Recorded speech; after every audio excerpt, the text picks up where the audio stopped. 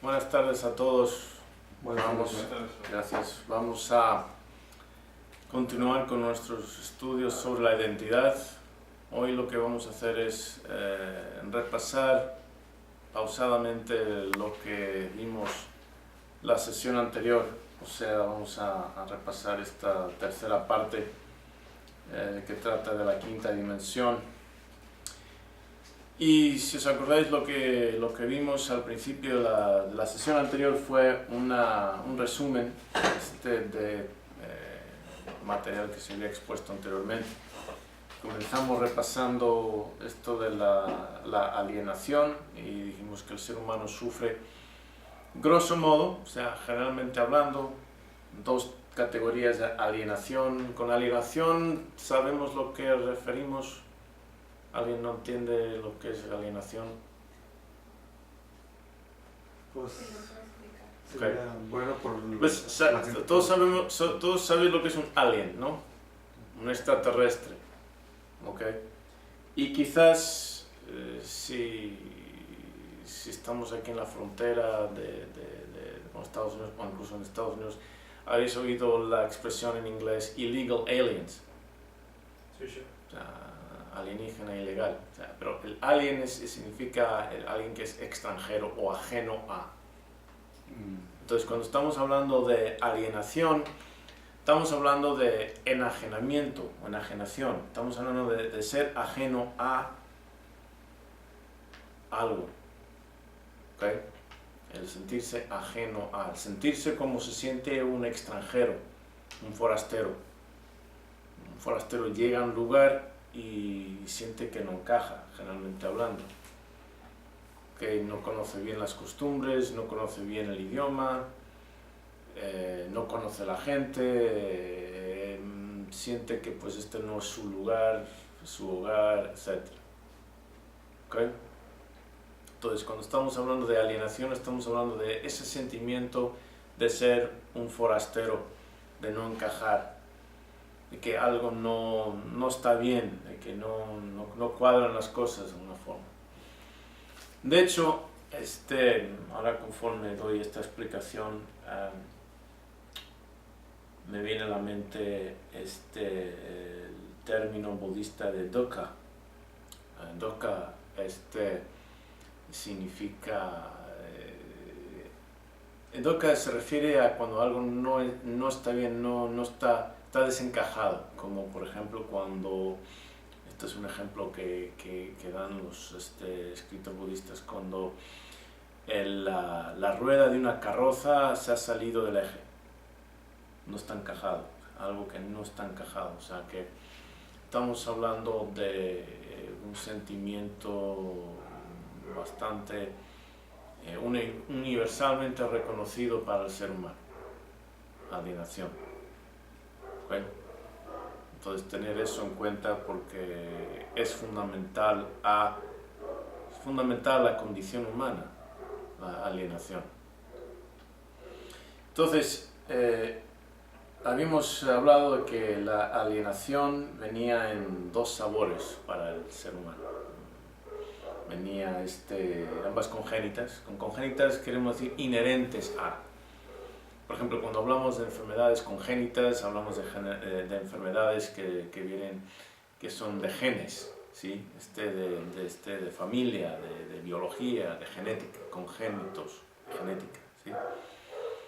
Entonces, estamos hablando de, con alienación congénita, estamos hablando de una alienación, un enajenamiento, una enajenación, que es propia de la especie, o sea, viene con la especie. Igual que, pues, ojos, dos, nariz, labios, un par, etcétera, etcétera, cerebro, todo eso, pues, encima, pues, cargamos con esto de una alienación congénita, viene con nuestra especie. Y habíamos dicho que había dos tipos, dos sabores, ¿no? La interior y la exterior. Ambos, claro, se sienten por dentro, no sientes las cosas por fuera, se sienten por dentro, pero el origen, lo que causa la alienación, se puede identificar dos categorías, de interior, causas interiores y causas exteriores. La alienación interior congénita tiene diferentes tipos. Una de ellas, habíamos hablado de la alienación congénita afectiva, la alienación entre la mente consciente y la inconsciente, por ejemplo. ¿Okay?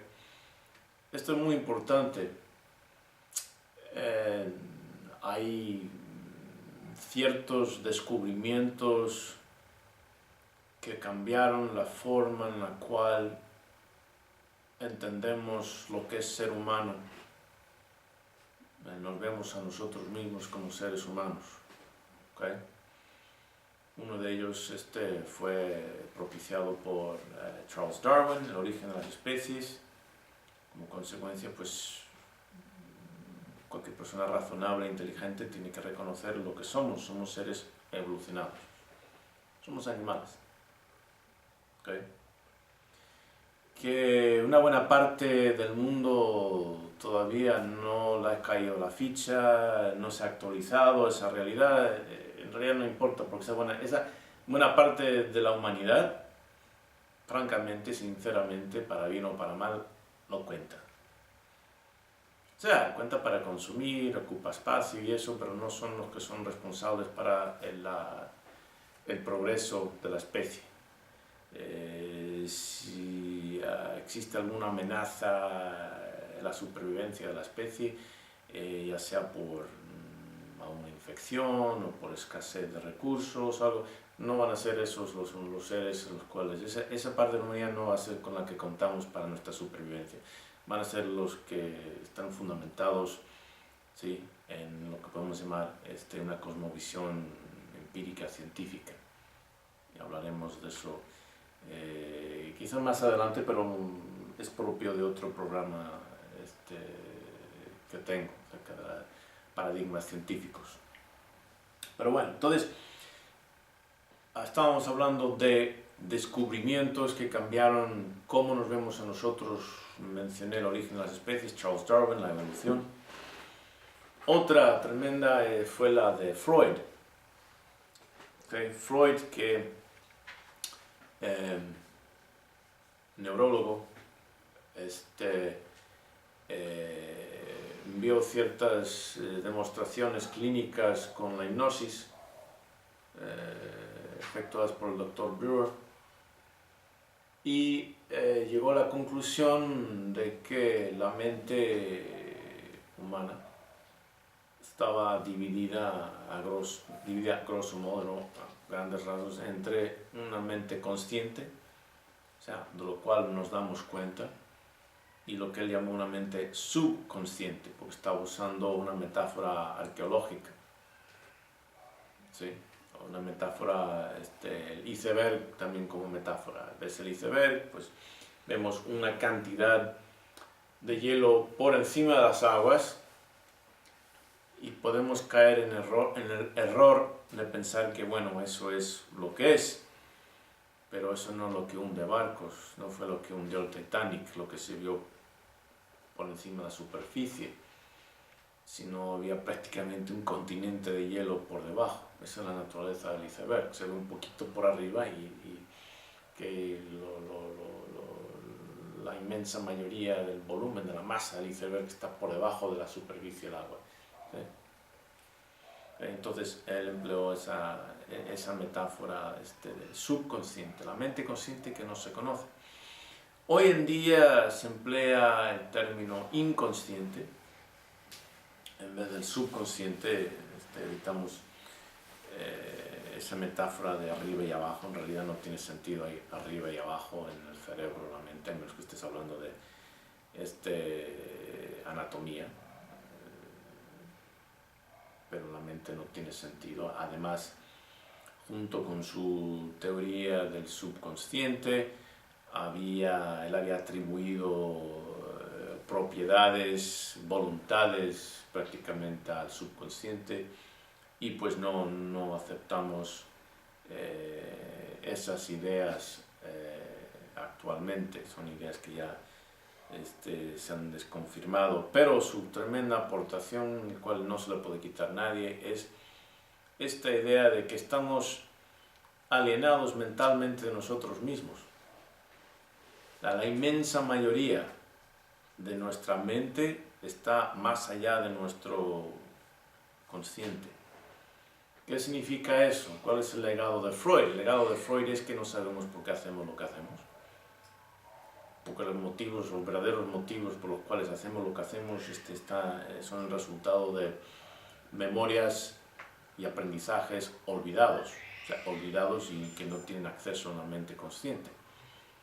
Una buena parte de lo que somos, nuestra personalidad, y hablaremos en otras sesiones acerca de la personalidad, una buena parte de la personalidad se fija entre los 4 o 6 años, dependiendo de la escuela, de la teoría, del punto de vista, y la inmensa mayoría de las personas no tienen recuerdos de esa época, o de hecho el hipocampo, que es la parte del cerebro responsable por la fijación de memorias episódicas, no se completa hasta los 2-3 años. Entonces, pues las memorias simplemente de los eventos se pierden, pero el efecto de los eventos quedan ahí grabados. Aprendemos a hablar, pero no nos acordamos de haber aprendido a hablar. Aprendemos a caminar, no nos acordamos de haber aprendido a caminar. Aprendemos, pues depende de las personas, algunas personas aprenden a nadar, yo aprendí al ajedrez antes de poder recordar haber aprendido al ajedrez. Siempre supe hacerlo, como hablar, etcétera, etcétera. Son cosas que pues ahí están. Entonces, esas experiencias son muy responsables por formar nuestra personalidad, nuestras reacciones, nuestro patrón de conductas, de pensamientos, de emociones, y están más allá de nuestro conocimiento consciente. Entonces, por eso hablo de esta alienación cognitiva, afectiva, alienados de nuestros pensamientos y emociones. ¿Sí? No sabemos el porqué. Somos unos grandes desconocidos a nosotros mismos. ¿Sí? ¿Alguna pregunta? Ahora sí que es para preguntas y respuestas. Si hay preguntas, levantad la mano. ¿Qué tal, por ejemplo, cuando los niños podrían aprender a leer a esa edad tan chiquitos? Hace tiempo escuché de un programa que supuestamente enseñaba a niños como a leer, niños chiquitos así de 3 años, 2 años. ¿Eso es algo que se sigue? Pues, francamente, depende en parte del niño. No todos los niños tienen la misma capacidad de aprender a esa edad.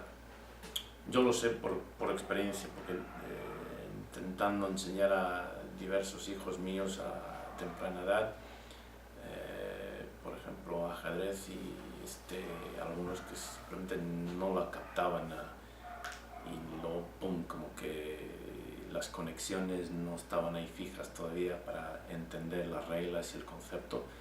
Pero sí, yo aprendí a leer en 2 idiomas antes de mis 4 años, porque siempre supe leer en 2 idiomas. Y ajedrez y aritmética, no me acuerdo que me lo hayan enseñado, siempre estuve ahí. Entonces sí se puede. En parte depende del niño. ¿Entonces no recuerda haber aprendido a leer? ¿Cómo aprender? No, siempre supe leer 2 idiomas. Nunca, no me acuerdo de haber aprendido a leer, ni a jugar al ajedrez, ni a andar. Esas cosas, ni idea. Estaban ahí. Y hablamos de alienación existencial o espiritual. Si os acordáis, a ver si hay algo aquí, no, si os acordáis, tenía que ver con nuestra separación, sentido de separación con respecto a lo sagrado. Sí. y habíamos visto, creo que más adelante lo menciono, pero la necesidad que siente el ser humano de primero identificar algo como sagrado. Esa es la raíz de lo que llamamos espiritualidad o religión. Y todas las culturas humanas han tenido dos cosas. Una idea de un concepto de lo sagrado, y dos, una institución o una serie de rituales o reglas o pasos a seguir para conectarse, relacionarse con lo sagrado. Eso es universal. Shoai, volviendo a la alineación anteriormente, sí, una pregunta, no sé si esté bien formulada. Si actuamos inconscientemente, si muchas de nuestras conductas son inconscientemente, ¿hasta qué punto entonces somos conscientes si estamos alineados de nosotros mismos, de nuestras propias conductas y pensamientos y emociones? Ok, por ejemplo, ¿crees que alguien va a un psicólogo o un psiquiatra porque es feliz? No.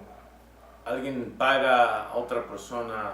Hay un chiste acerca de eso, no es un psiquiatra, es un sacerdote, pero bueno, no lo voy a contar, es un poco grosero, pero ¿alguien va a un psicólogo, un psiquiatra para ocupar su hora y su dinero para hablar de lo feliz que es? Solamente quería decirle, no tengo ningún problema, no tengo ningún problema, simplemente quería decirle lo feliz que soy. Gracias. No. Van porque tienen problemas. ¿Y entienden cómo resolver sus problemas? No. Por eso van a otra persona a explicar, que les ayude a entender sus problemas, encontrar las causas y las soluciones. ¿Okay? ¿Dónde están los problemas? En ellos mismos. Si los problemas están en ellos mismos y ellos no entienden las causas de sus problemas ni cómo resolverlos, estamos hablando de la desconexión entre lo consciente y lo inconsciente. ¿Okay? No saben por qué hacen lo que hacen, no se dan cuenta típicamente, por ejemplo, cuando hablamos de trastornos de conducta o trastornos de personalidad, uno, no saben por qué hacen lo que hacen, dos, muchas veces no saben que lo que están haciendo les está arruinando la existencia, ni se dan cuenta.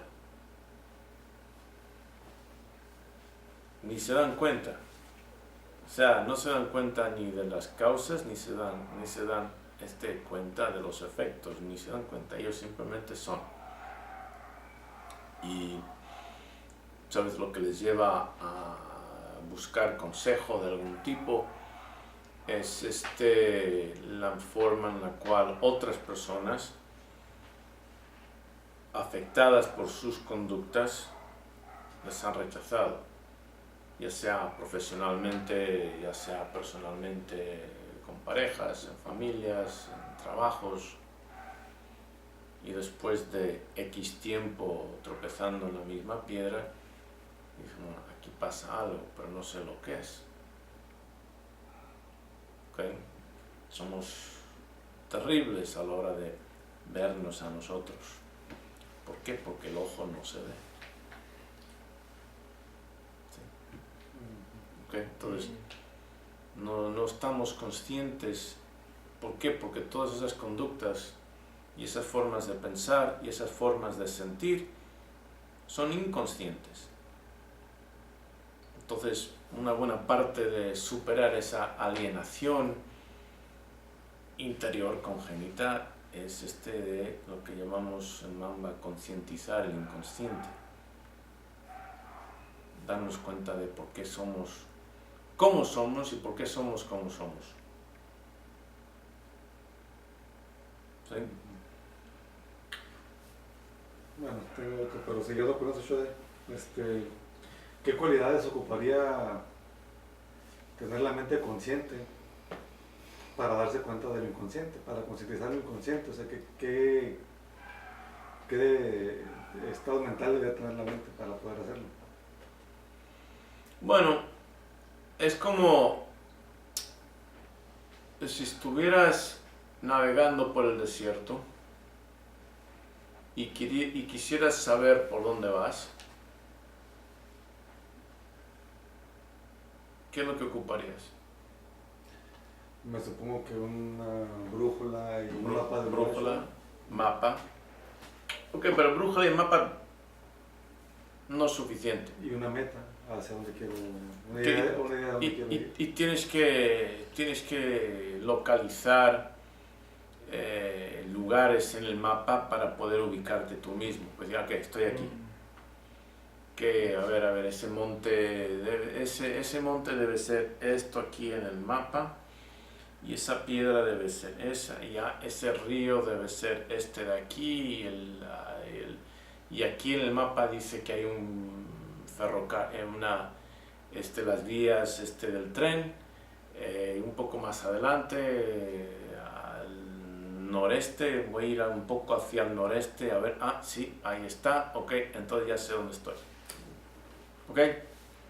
Eso es para empezar. Ubicarse. ¿Ok? Eso es para empezar. Pero, también, como mencionaste, pues tienes que tener una idea de hacia dónde vas. ¿Sí? ¿Ok? Tienes que... Ahora es donde se pone un poco interesante el asunto. Típicamente, cuando las personas se hacen preguntas acerca de su mente inconsciente, ¿lo habéis pensado? Cuando les va todo bien en la vida, No tienen problemas. cuando tienen problemas, cuando les van las cosas mal, cuando no salen las cosas como ellos habían pensado. O sea, volviendo a nuestra metáfora del desierto y navegando, cuando se sienten o se dan cuenta que están algo perdidos. ¿Okay? Cuando han dado vueltas y vueltas y vueltas, o han caminado durante horas y dicen, espérate, si eso tenía que estar al otro lado de ese cerro, y según el mapa eso estaba a 1 kilómetro y llevo 4 horas caminando, ¿okay? Ni que fuera una tortuga, ¿okay? O te das cuenta que has pasado por el mismo lugar dando vueltas y vueltas y vueltas y dices, ok, espérate, aquí pasa algo, ¿no? Cuando tienen problemas. Ok, bien, cuando las cosas no son como esperan. Entonces, ¿qué sucede? Tienen una cierta expectativa de cómo las cosas deberían ser o quisieran que fueran. ¿Okay? Tienen aquí una expectativa. Luego, la realidad, lo que están experimentando, está aquí, en esa discrepancia. Cuando esa discrepancia es dolorosa, causa sufrimiento, es cuando van echando mano al psicólogo, al psiquiatra y están preguntándose, oye, ¿qué pasa conmigo, con mi mente? ¿Verdad? Sí. Ok, entonces, eso es importante tenerlo en cuenta. Expectativa de cómo las cosas deberían ser, o nos gustaría que fueran, y realidad de cómo están las cosas. Y sabéis una cosa, los seres humanos no son muy buenos generalmente hablando, voy a calificar eso. La mayoría de las culturas no son muy buenas a la hora de estar pendiente de la discrepancia entre lo ideal y lo actual. Típicamente no empiezan a sonar la alarma hasta que hay una tremenda crisis. Sí, es como muchas casas o demasiados hogares no llaman o no van a comprar leche hasta que no hay leche en el refri. ¿Cuál es un fastidio? O sea, ¿por qué diablos no pueden ir a comprar leche antes de que se acabe la leche?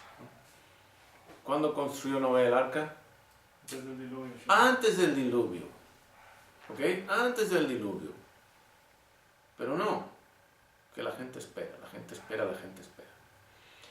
¿Y por qué creéis que en términos de sus vidas, por qué creéis que la gente espera? Porque no tiene propósito.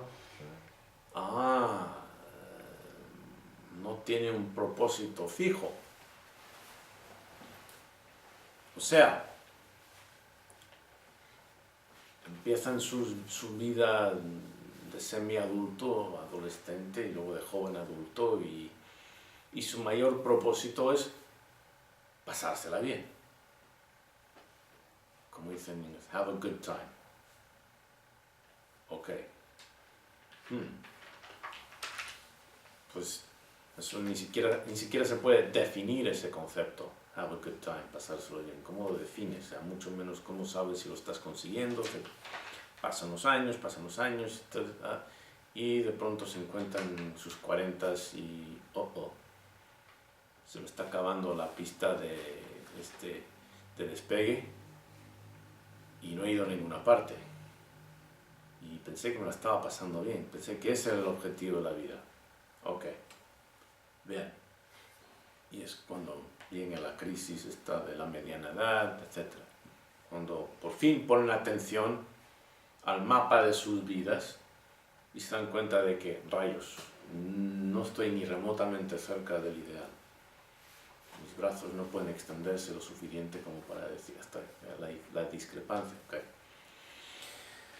Ok, entonces, la pregunta era, ¿cómo vamos a concientizar el inconsciente, verdad? Sí. Y yo pues di una vuelta muy larga en cuanto a que si el desierto, que si mapas, que si brújulas, que si etc. A donde quería llegar es que nadie pone atención al inconsciente hasta que no le funciona mal, hasta que no se dan cuenta de que algo mal anda en sus vidas. Entonces, una buena parte del motivo, de la utilidad de lo que llamamos en Mamba la identidad-misión, y todavía, fijaros, todavía no hemos llegado a definir la identidad-misión. ¿Te has dado cuenta? No sé, tercera, bueno, entonces era la cuarta sesión y todavía...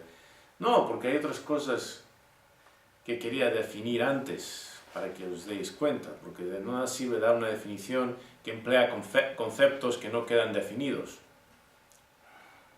¿Sí? No se puede aprender trigonometría sin aprender geometría, no tiene sentido. Y no se puede aprender álgebra si no se aprende aritmética, tampoco tiene sentido. Entonces, pero bueno, la identidad-misión nos da una meta de vida y una trayectoria, un camino para lograr esa meta. De forma que cuando, ahora viene más directo tu pregunta, ¿en qué estado mental tenemos que estar para darnos cuenta de nuestro inconsciente o cómo está operando nuestro inconsciente? Pues, si tenemos una identidad-misión, tenemos un propósito, tenemos una respuesta que nos guíe en cuanto a quiénes somos, el qué somos ya queda definido en Mamba, somos animales evolucionados, con imaginación, etc. Eso lo hemos mencionado anteriormente, eso queda establecido, pero ahora queda el quiénes somos, quién soy y qué voy a hacer con mi vida, cuál es el propósito. Pues teniendo eso en tu mente, teniendo ese mapa, esa brújula y ese norte, entonces tomas conciencia, y deberías tomar conciencia a cada paso para darte cuenta si te has desviado o no de tu trayectoria. Y si te has desviado de tu trayectoria, y aquí viene la concientización del inconsciente. ¿Por qué rayos me he desviado si es tan sencillo? ¿Por qué? Por ejemplo, te propones una dieta y un régimen de ejercicio, porque quieres perder peso o ganar peso. En mi caso, la mayoría de mi vida era la lucha por ganar peso. Luego de pronto, como que el norte se volvió, los polos magnéticos de mi metabolismo dieron una vuelta completa y ¿qué pasa aquí? ¿Okay? Pero, o sea, quieres algo de tu peso, ganar, perder, lo que fuera. Y de pronto te das cuenta de que estás comiendo algo que no está en tu dieta. ¿Por qué? O te has saltado tu régimen de ejercicio por hoy y estás haciendo algo que ni al caso viene. ¿Por qué? Y dado que nuestras conductas, ¿sí?, nuestros patrones de conducta, de pensamiento y de emoción están almacenados en nuestro inconsciente, deducimos sabiamente, apropiadamente, correctamente, que el inconsciente nos está jugando una mala pasada. ¿Por qué? Si mi meta es perder 5 kilos, ¿por qué estoy comiendo pastel de chocolate en el segundo día de mi dieta? ¿Por qué si mi meta es poder correr una maratón en un año y han pasado 2 meses y apenas me he puesto los tenis, los deportivos? ¿Qué pasa aquí? Algo sucede. El extranjero que está a cargo de todo aquí, ¿sí?, el que tiene el volante, tiene otro propósito, y aquí ya suena casi algo freudiano, pero tiene otro propósito que no es el mío, de mi voluntad. El chofer, ¿sí?, que está sentado adelante, con el volante, no está siguiendo la ruta que yo le quiero mandar, siendo pues el pasajero la mente consciente y el chofer la mente inconsciente. ¿Sí? Así es como vamos concientizando el inconsciente, cuando teniendo una identidad, misión, teniendo tu ruta, teniendo tu mapa, teniendo tu brújula, teniendo tu norte, teniendo tus metas, tu trayectoria, tu sendero, y de pronto te encuentras en un lugar que nada tiene que ver con tu ruta. Bueno, ¿qué es esto? ¿Qué ha pasado aquí? Ahí está el inconsciente. Nosotros hablamos en términos del yo sombra, pero no hemos llegado cerca de eso. Le atribuimos al inconsciente esta identidad yo sombra en estos casos, pero no siempre. El inconsciente también puede estar funcionando a nuestro favor, pero típicamente cuando el inconsciente está haciendo lo que queremos, entre comillas, lo que conscientemente queremos que haga, pues ni pensamos en él. ¿Alguien pone atención a los amortiguadores de su auto cuando no están atravesando terreno difícil, cuando todo está suave? ¿Alguien pone atención a los amortiguadores? En absoluto. Cuando damos un tope de pronto, nos sorprende y ¡pum!, pegamos. Ahí es cuando decimos, wow, qué malos están los amortiguadores o qué bien están los amortiguadores, ¿no? Entonces típicamente cuando nos falla la mente inconsciente, cuando no está de acuerdo a nuestro plan, es cuando nos da motivo, oportunidad, ¿sí?, causa para indagar. ¿Sí? Pero de no ser ese el caso, ni ponemos atención. ¿Ok? Ahora, la inmensa mayoría de las personas no tienen ni brújula, ni mapa, ni norte, ni trayectoria, ni objetivo, nada. Entonces resulta muy difícil concientizar su inconsciente. Sí, Shoday, ¿no? Y luego ni las herramientas van a tener para hacerlo bien. Estoy pensando que al inicio la ayuda de alguien, por ejemplo en este caso suya, hacia una persona sería como muy valiosa, como ayudándole al norte, a la identidad, porque si la persona no tiene ese apoyo y se tiene que dar un norte y tener una identidad, que a la vez de dónde va a salir, ¿no? Si no tiene, va a salir de su inconsciente, pero a la vez su inconsciente es el problema. Entonces, ¿cómo con ese inconsciente y con ese almacén que tiene de información va a trazar una ruta, una meta, una identidad con eso que tiene en su costal? Pues, o sea, ¿cómo va a tratar todo eso? Entonces, como que sí es muy importante eso, pues incluso antes de empezar con este proceso, Shoday, incluso es antes.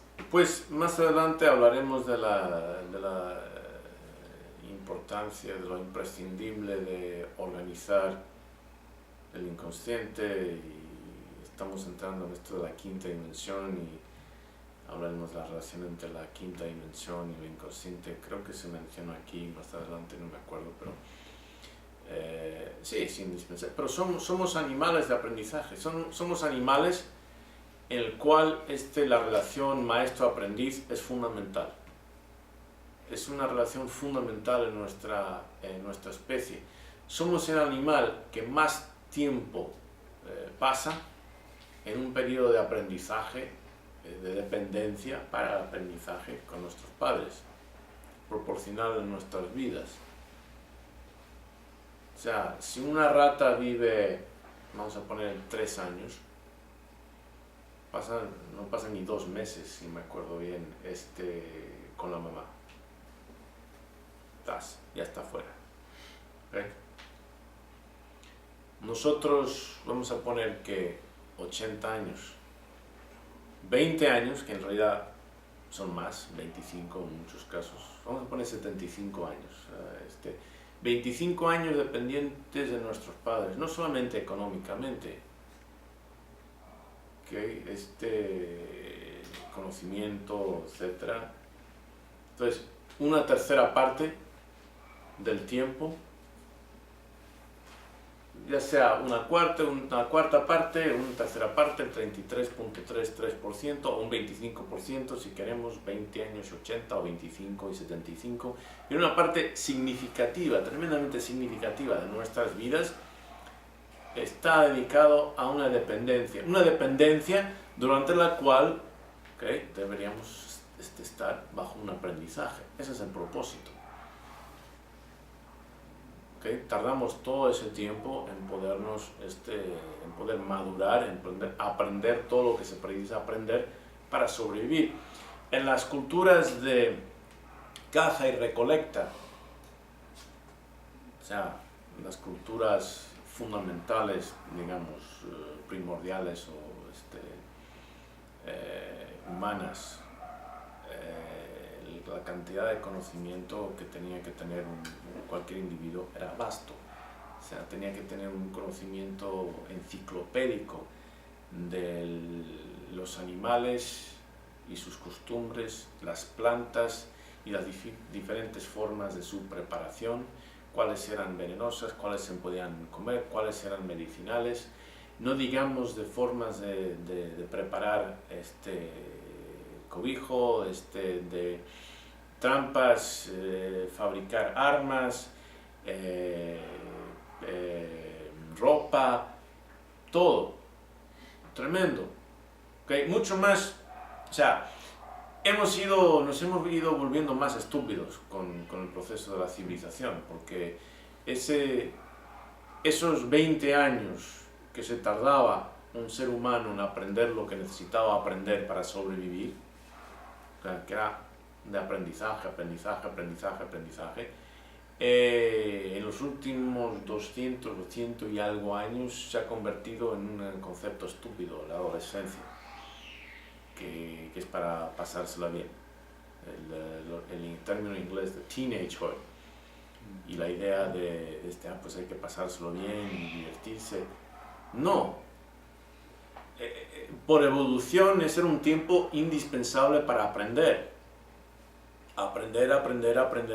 para luego ya eres adulto completamente y capaz de sobrevivir por tu cuenta, o si te separabas del grupo, poder regenerar todo el conocimiento del grupo por tu cuenta, o preparar otro grupo, o sea, desempeñar lo necesario para supervivencia.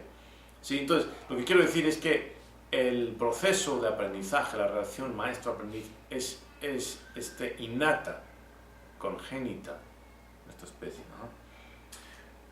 Sí, Choa, gracias por la respuesta. ¿Puedo proseguir con este tema? Perdón. Está la brújula, está el mapa, ya lo ubiqué. Eso me da un parámetro para poder ver la discrepancia que hay entre dónde estoy y dónde debería estar. Es muy evidente, me doy cuenta de que está largo. Ya me di cuenta, está pasando algo. Ahí se da cuenta de que está corriendo algo, porque tiene contra qué compararlo. Pero ahí nada más se está dando cuenta de que está algo mal. A ver, estoy consciente y, caramba, no debería de haberme comido este pastel, debería de haberme levantado a las 6 de la mañana a hacer ejercicio, ahí usted súmele, ¿no? Se da cuenta. Pero llegar a la creencia que está en el fondo, o sea, llegar realmente a la causa raíz, a la creencia, a la idea que está en el fondo, que está haciendo que se dé ese comportamiento.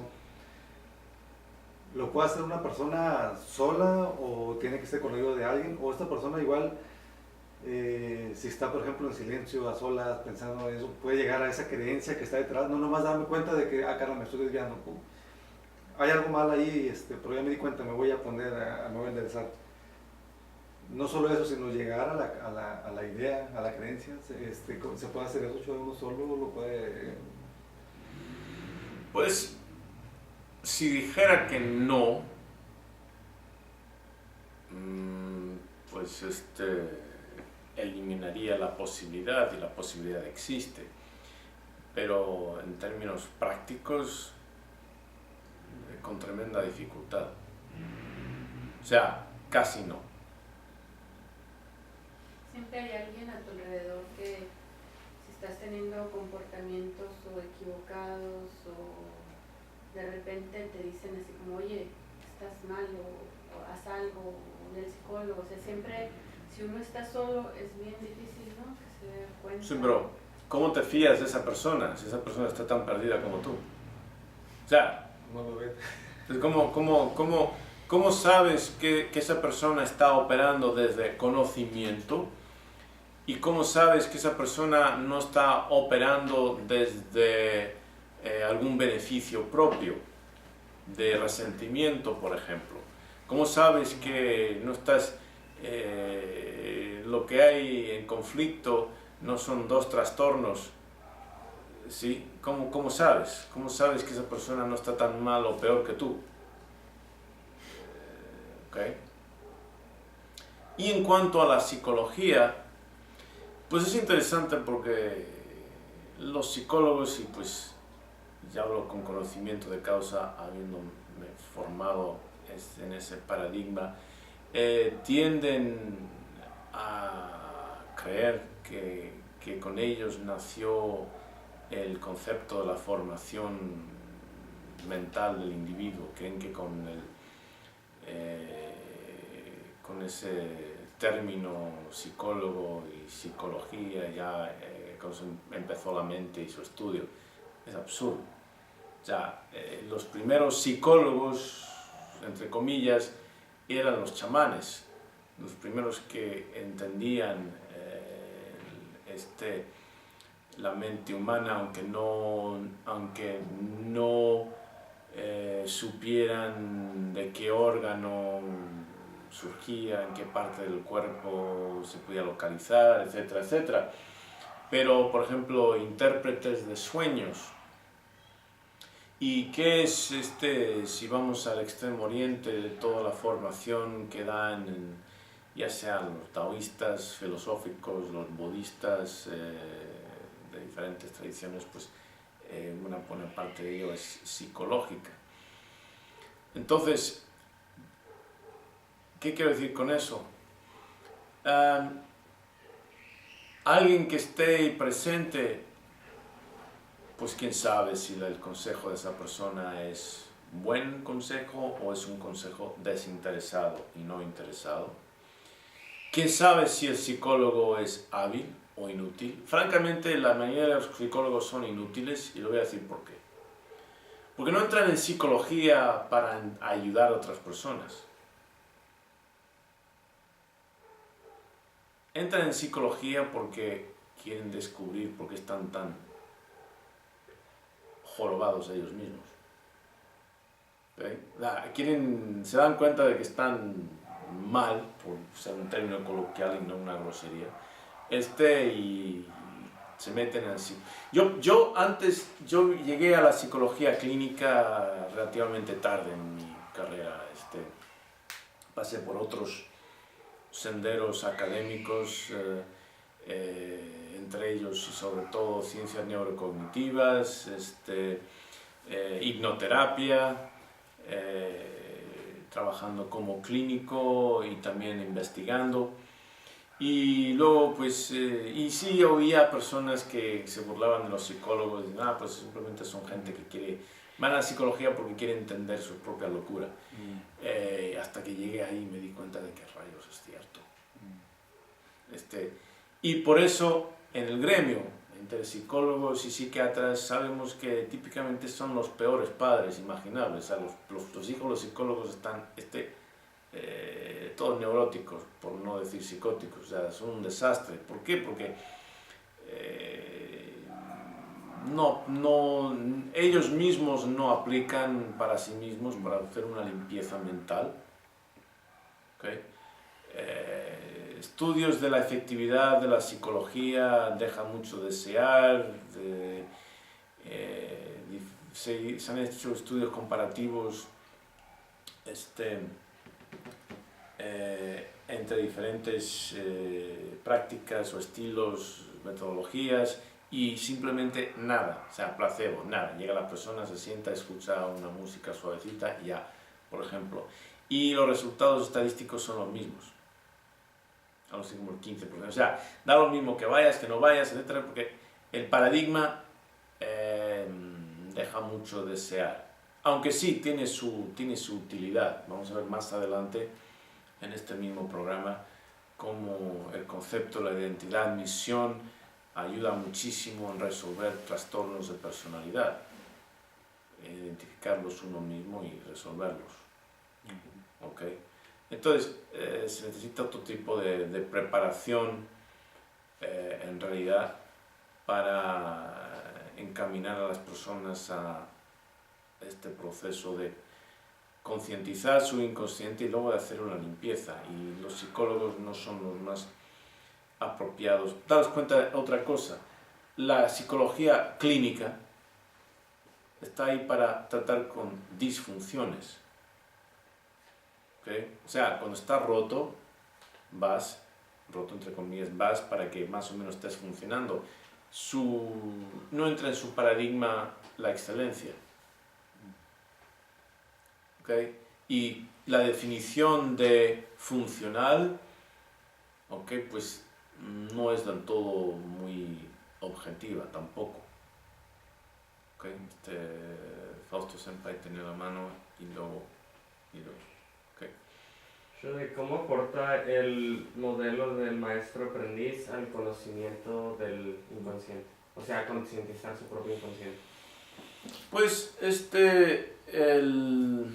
si vamos al Extremo Oriente, el modelo a seguir consiste en el sensei, literalmente el que ha nacido por delante en el camino, o sea, que el que ha estado ahí ya y te puede seguir como guía. Si quieres ir a un lugar recóndito, sí, del planeta, lo primero que haces es tratar de buscarte un guía que es familiarizado con ese lugar. No tratas de ir tú solo, porque lo más seguro es que te vas a perder. ¿Sí? O sea, la gente va en excursiones y contratan guías que conocen esa área. ¿Sí? Que mapa es una cosa, pero el mapa no es el terreno. Ellos viven el terreno, trabajan el terreno, lo conocen, son uno con el terreno y te pueden ayudar mejor que nadie en el transcurso de tu viaje. Sí, Shoda, gracias. Bueno, y la pregunta anteriormente, y lo digo por los comentarios, ¿no? Que iba más allá porque no tanto es como darte cuenta de que estás desviado o que estás mal, ¿no? Como se comentaba, la gente te puede decir, o tú te puedes dar cuenta si tienes un mapa y una dirección. Sino que era la siguiente, ¿no? Que es lo que le comentaba a Shodai. Te das cuenta de que te estás desviando, ya eres consciente de eso, ok. Y vas a corregir en ese momento porque eso no da de acuerdo a eso, pero a los 2 días o 3 días vas a volver a hacer lo mismo. ¿Por qué? Porque hay una idea, una creencia, que a lo mejor puede ser por un maltrato cuando eras pequeño. Comentaba Shodai que hay cosas en el inconsciente que quedan olvidadas a la mente consciente, pero ahí están y que son las que están operando en ti. Entonces, un maltrato, algo que te pasó en tu niñez, ahí está operando y manifestándose. Y tú te puedes dar cuenta cuando actúas mal y corriges el camino. Pero a los 2 o 3 días vas a volver a hacer lo mismo, porque mientras no conozcas esa idea o esa creencia y no lo resuelvas, va a seguir pasando. Entonces, por eso comentaba que no es tan fácil llegar a eso, porque son inconscientes y porque son de la niñez. O sea, cómo llegar a esas causas raíces, o sea, a la causa raíz de la causa raíz de la causa raíz, no más darme cuenta, ¿no? Caramba. Pero también Sí, está sí. la cuestión de la cultura, la cuestión de lo que se considera por convenio lo correcto. ¿Okay? Y eso muchas veces hasta ahí las personas conscientemente lo reconocen y dicen, sí, así es como hacemos las cosas. Entonces luego tratar de convencer, bueno, sí, pero ahí está tu problema. ¿Y por qué? ¿Okay? Entonces hay mucho que desprogramar. Entonces si la raíz del problema es cultural y el psicólogo se ha formado en la cultura, ni siquiera se va a dar cuenta del problema. Ni siquiera lo va a reconocer como problema.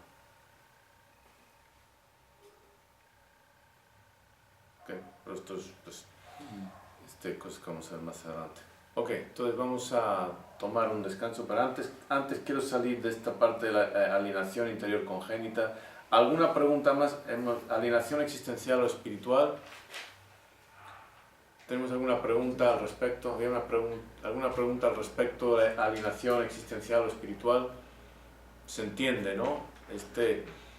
La enajenación que siente el ser humano con respecto a lo que considera al concepto de lo sagrado. Habíamos visto, más adelante creo que lo mencionaba, ok, más adelante lo menciono. Bueno, entonces 5 minutos y continuamos. Sure.